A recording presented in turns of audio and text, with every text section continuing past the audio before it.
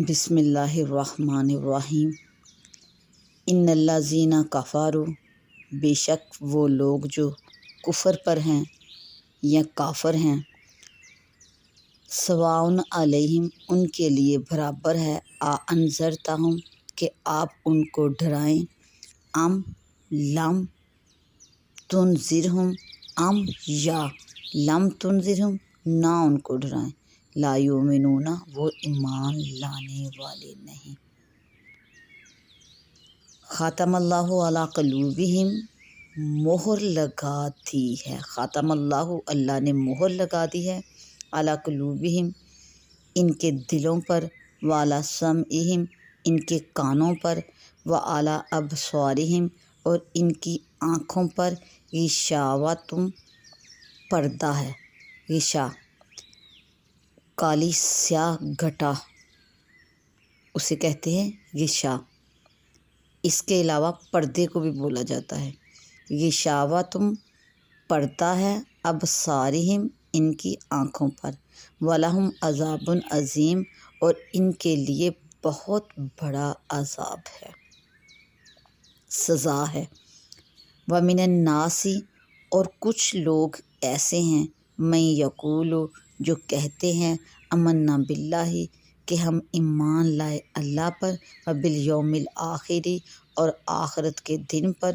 وما ہم بمؤمنین، جبکہ وہ ایمان والے نہیں ہیں۔ یعنی کہ لوگوں میں سے کچھ ایسے بھی ہیں، یہ کفار لوگوں کی طرف اشارہ کیا گیا ہے کہ ان میں سے کچھ ایسے بھی ہیں جو کہتے ہیں آمنا باللہ، ہم اللہ پر ایمان لائے، وبالیوم الآخر، اور آخرت کے دن پر،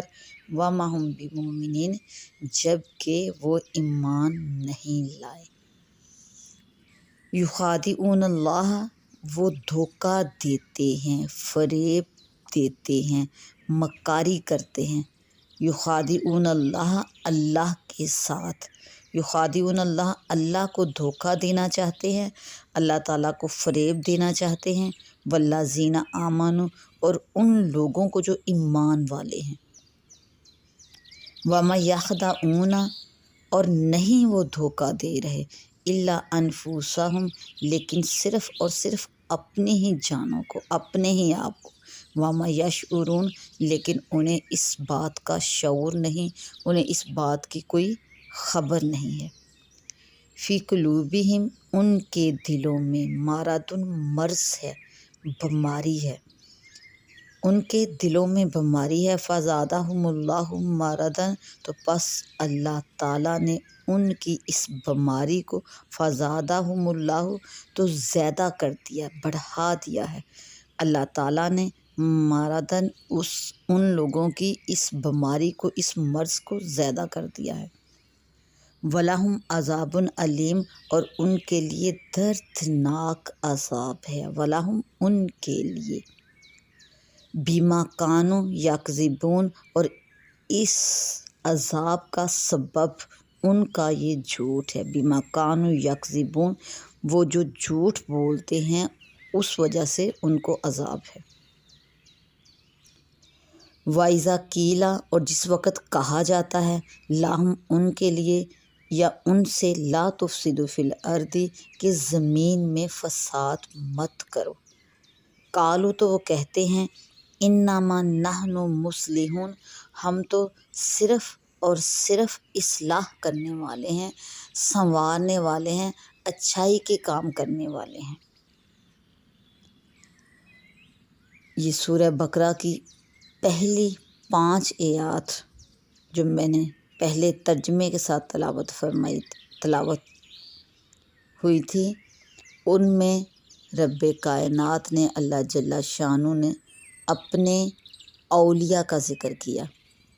کہ جو اللہ تعالیٰ کے برگزیدہ متقی بندے ہیں، ان کی صفات اللہ جل شانہ نے ان آیات میں فرمائی، اور رب کائنات سب سے پہلے اس سورہ مبارکہ میں اپنے اولیاء جو برگزیدہ بندے ہیں ان کی صفات کا تذکرہ فرما رہے ہیں، اور پھر ساتھ ہی رب کائنات ان میں یہ ان الذین کفروا یہاں سے تقریباً 13 آیات ہیں کہ اللہ تعالیٰ نے پہلے اپنے برگزیدہ بندوں اور اب اپنے جو اللہ تعالیٰ سے دشمنی رکھتے ہیں ان بندوں کا ذکر فرمایا، اور ان کی صفات اور ان کی نشانیاں کہ ان کے طریقے کیا ہیں، کہ ان الذین کفروا کہ بے شک وہ لوگ جو کافر ہیں، اللہ جل شانہ نے اپنے علم کے ساتھ ان کی طرف اشارہ فرمایا اور نبی صلی اللہ علیہ وسلم کو ان کی صفات کہ وہ کس قسم کے لوگ ہیں اور ان کی باتیں کیا ہیں اور ان کا طریقہ کیا ہے، یہ تقریباً کم و بیش 13 آیات میں جن میں ان جو اللہ تعالیٰ اور اللہ تعالیٰ کے نبی سے دشمنی رکھتے ہیں ان کا تذکرہ کیا گیا۔ اس کی شان نزول یہ ہے کہ اشارہ خاص کر ابو جہل اور ابو لہب وغیرہ کفار کے حق میں ہے۔ یہ لوگ ایمان سے محروم رہے، اللہ تعالیٰ نے اس بات کی خبر اپنے پیارے حبیب حضرت محمد مصطفیٰ صلی اللہ علیہ وسلم کو عطا فرمائی، اور ساتھ ہی رب کائنات نبی کریم صلی اللہ علیہ وسلم کی دل کی تسلی کے لیے کہ آپ ان کے ایمان لانے یا نہ لانے سے اپنے آپ کو غم میں مبتلا نہ کریں، کیونکہ آپ منصب رسالت پر فائز ہیں۔ آپ کی نصیحت اور تبلیغ سے کوئی فائدہ اٹھائے یا نہ اٹھائے، آپ کو اس کا پورا پورا اجر ملے گا۔ تو رب کائنات ارشاد فرما رہے ہیں کہ آپ کی تبلیغ سے ان پر کوئی اثر نہیں ہوتا، ان کے لیے یہ دونوں برابر ہیں کہ وہ اس سے ڈرنے والے نہیں، اور وجہ رب کائنات فرما رہے ہیں ارشاد کہ ان کے دلوں پر مہر لگ چکی ہے، ان کے کانوں پر مہر لگا دی گئی ہے، اور ان کی آنکھوں پر ان کی دشمنی کی وجہ سے کہ جو اسلام کے لیے انہوں نے اور آپ کے لیے دشمنی اپنے دل کے اندر پال رکھی ہے، رب کائنات نے اللہ جل شانہ نے ان کی اس اسلام دشمنی کی وجہ سے ان کے دلوں پر، ان کے کانوں پر اور ان کی آنکھوں پر پردے ڈال دیے ہیں،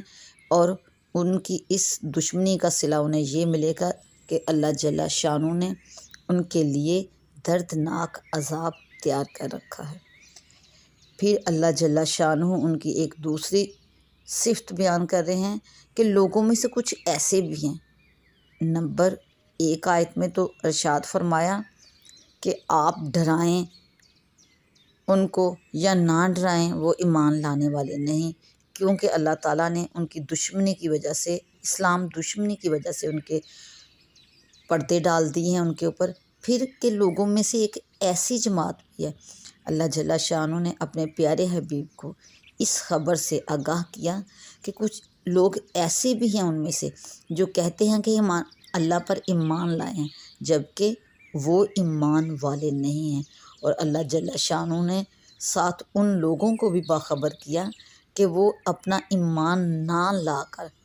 اسلام دشمنی اپنے دل کے اندر چھپا کر اور اپنی زبان سے اللہ اور آخرت کے دن کا اقرار کر کے سمجھتے ہیں کہ یخادعون اللہ، کہ وہ اللہ تعالیٰ کو فریب دے رہے ہیں، اور جو ایمان والوں کی جماعت یعنی کہ آن حضرت صلی اللہ علیہ وسلم اور آپ کے صحابہ کی جماعت ہے، وہ ان کو بھی فریب دے رہے ہیں، جبکہ رب کائنات ان کے اس فریب کا جواب فرما رہے ہیں کہ وہ ایمان والوں اور اللہ کو دھوکہ نہیں دے رہے، بلکہ وہ خود اپنے آپ کو دھوکہ دے رہے ہیں کہ ان کے اس فعل کی وجہ سے وہ اپنے آپ کو جہنم کا حقدار بنا رہے ہیں، وما یشعرون، لیکن انہیں اس بات کا کوئی خیال نہیں، ان کے دماغ کے اندر اس بات کا کوئی شعور نہیں ہے۔ پھر رب کائنات فرما رہے ہیں کہ فی قلوبہم مرض، کہ ان کے دلوں میں مرض ہے۔ اس مرض کو، کس چیز کو مرض رب کائنات نے قرار دیا ہے؟ کہ یہ